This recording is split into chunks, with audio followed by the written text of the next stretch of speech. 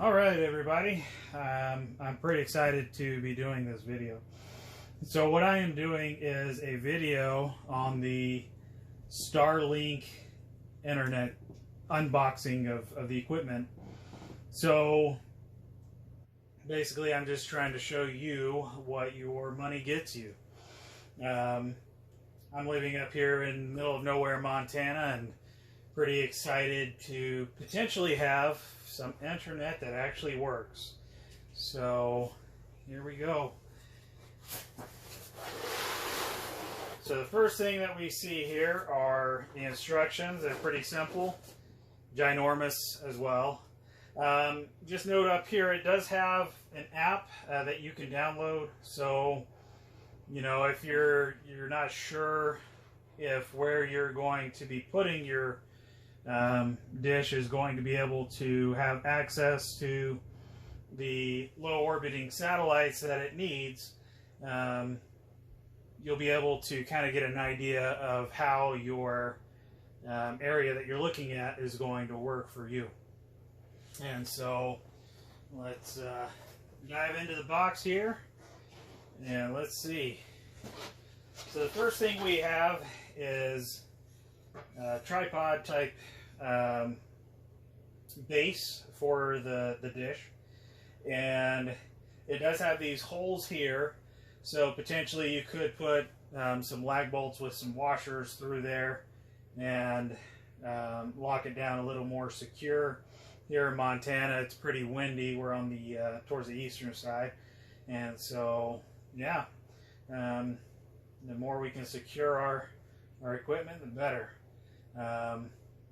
Probably right now what my plan is to do is to have some sandbags kind of sit on this for now, until I figure out my permanent place for it. All right, so the next thing that we find here is this router. Probably one of the coolest routers I've seen. I did read in a couple forums that it doesn't stand up very well, so it'll probably end up on its side anyway. But attached to it, we have this power supply, and we've got our data coming into this as well, coming from our dish. Now, one thing that is also nice about this system is that I have read that if it heats, or if it gets below a certain temperature outside, the dish will heat itself up, and so you don't have to worry about snow falling on there and blocking your dish. So basically we've got that out of the way, and the last thing we have is the dish itself. And so this is supposed to be able to find the strongest signal with the low orbiting satellites, and be able to get our signal. So I will put a little video at the end here too, with me showing me using the app, trying to find a good location for this. And then ultimately I want to do a video of me, so I'm living in an RV, so I want to do a video with me installing this into my rig here, and just kind of walk through how we did it. And so I hope you enjoy this video, and until next time. Alright, so we are